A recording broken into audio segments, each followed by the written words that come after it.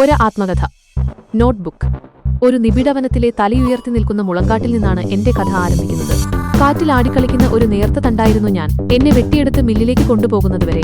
എന്നെ നുറുക്കി ചീളുകളാക്കി കട്ടിയുള്ള നനഞ്ഞ പൾപ്പായി മാവായി മാറ്റിയെടുത്തു.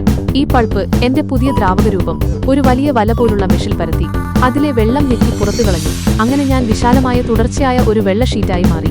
ഞാൻ ചൂടുള്ള റോളറുകളിലൂടെ കടന്നുപോയി. അതെന്നെ ഉണക്കി മിനുസപ്പെടുത്തി എന്റെ പേപ്പറിന് കട്ടിയുള്ള ഘടന നൽകി. പിന്നീട് പ്രത്യേക റോളറുകൾ എന്റെ പേജുകളിൽ നേരിയ നീല വരകൾ പതിപ്പിച്ചു.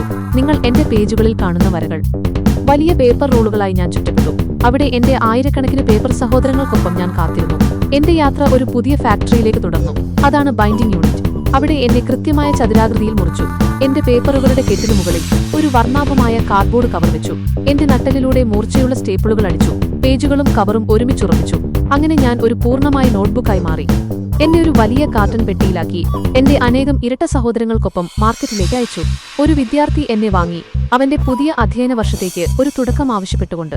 ഇപ്പോൾ ഞാൻ ദിവസവും അവന്റെ സ്കൂൾ ബാഗിൽ യാത്ര ചെയ്യുന്നു. നഗരത്തിന്റെ തിരക്കിന്റെ ക്ലാസ് മുറിയിലെ അടക്കം പറച്ചിലുകളുടെ ഒരു പെൻസിലിന്റെ ശ്രദ്ധയോടെയുള്ള കുറിപ്പുകളുടെ ശബ്ദം ഞാൻ കേൾക്കുന്നു.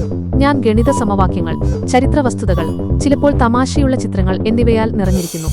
ഞാൻ അറിവിന്റെ ഒരു പാത്രമാണ്, രഹസ്യങ്ങൾ സൂക്ഷിക്കുന്നവനാണ്. കാലക്രമേണ എന്റെ അരികുകൾ മടങ്ങുകയും കീറുകയും ചെയ്തേക്കാം. പക്ഷേ എന്റെ പേജുകൾ എന്റെ ഉടമയുടെ പഠനത്തിന്റെയും ആശയങ്ങളുടെയും ചരിത്രം ഉൾക്കൊള്ളുന്നു.